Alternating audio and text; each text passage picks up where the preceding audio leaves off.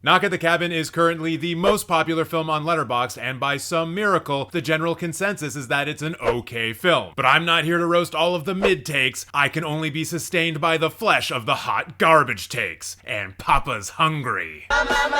This was shit. I love starting things off with a very nuanced take. Cute child and gay couple, oh no, are slay, but movie is dog shit. Huh. That's not the way I expected that one to go. What did I do to deserve sitting through this? The only thing that kept me awake is sudden loud noises, and I genuinely think my 12-year-old stepsister could have written a better plot than this. Well, I guess there's only one thing for you to do now, and that's start exploiting your 12-year-old stepsister. This is a great review because it lists out everything in points, which makes it much easier for me to read. And right off the top, they just say, what a piece of shit. And then you end the review by saying, I'm very drunk. So overall, great review because you give us both your opinion and a reason to completely ignore it. I wish the twist was that it was a good movie. Honestly though, the twist that we did get was way better than that. You could say it was 24 years in the making. Wink. This is maybe the worst thing I've seen in a hot minute. I can't even root for your token gay characters because they are boring and the suck. Can we really consider them token when there are two of them, they're the main characters, and the fact that they're gay is an essential aspect of the plot? I don't think so. Absolute garbage, to be honest. No real storyline, just a very poor film. Okay. There is definitely a basic plot line going on here. We are given very clear stakes and a very clear path to resolution. Just because it's a basic plotline doesn't mean there is no plotline. Big, eh? I don't think this review was meant to be read by a Canadian. Pointless, boring, predictable. And while I'm sure people have called an M Night Shyamalan film pointless and boring before, is this maybe the first time where we're calling his films predictable? I wonder if he's happy about that. Boring. Certainly not as boring as this review. Fuck off. I don't want to fuck off, it's raining outside. When a movie makes you reconsider your decision to choose it over 80 for Brady, you might be Shyamalan. Having seen Knock at the Cabin, I know for a fact in my heart that I would rather watch that 1,000 times before watching 80 for Brady once. So he sat down and read the script he wrote and said, yes, this is good, and then actually made a whole movie. I mean, yeah, kinda, but you're also missing a couple of key components in the middle there, where a bunch of people who control a bunch of money also read that script and said, you know what? We think we can make money off of this, so why don't we go ahead and make it? Seriously, just need to see Dave Bautista try to fit through that bathroom window. In my mind, this is the only plot hole in the film, and if you've seen it,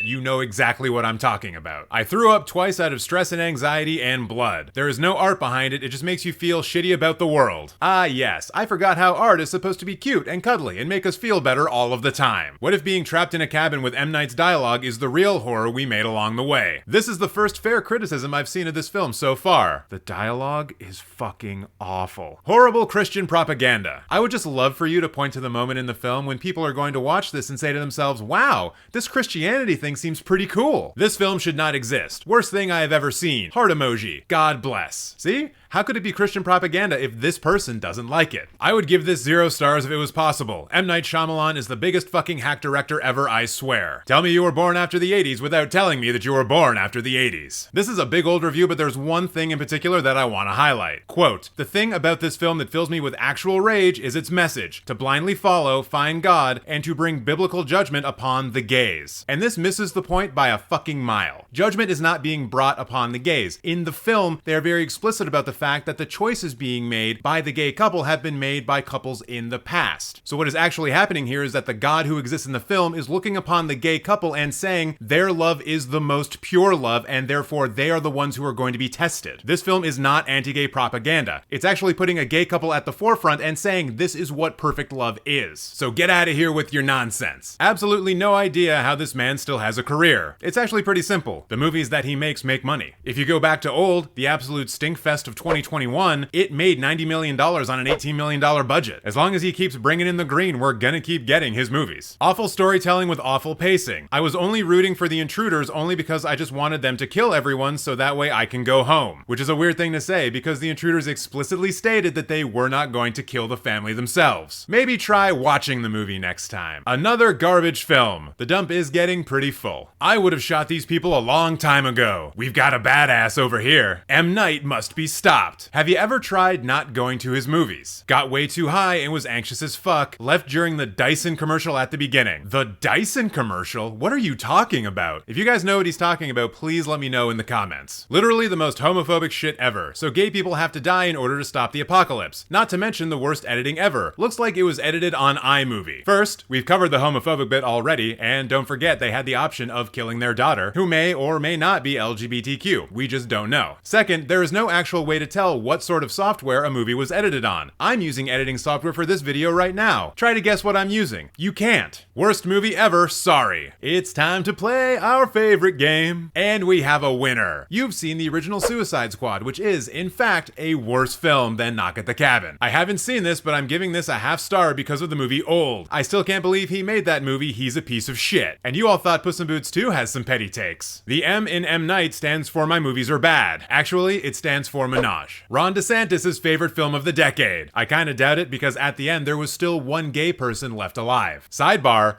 fuck Ron DeSantis. LOL. What was the funny part for you? Haven't seen, but I'm rating it bad because all the trailers look like shit, 100% emoji. Yet another wonderful example about how certain people should not be allowed to rate movies on this site. That's just a normal day in Pennsylvania. Let's just hope that the Eagles win the Super Bowl, otherwise Pennsylvania might find itself in the middle of another apocalypse. Walk out of the cinema and wonder why I watched this piece of shit till the end. Hey, not everyone's gonna like a movie, but I want you to know that I am proud of you for staying until the end. And I'm proud of you for making it to the end of this video. Why don't you keep the good times rolling by checking out the review roast for another divisive film, The Menu. It's right there.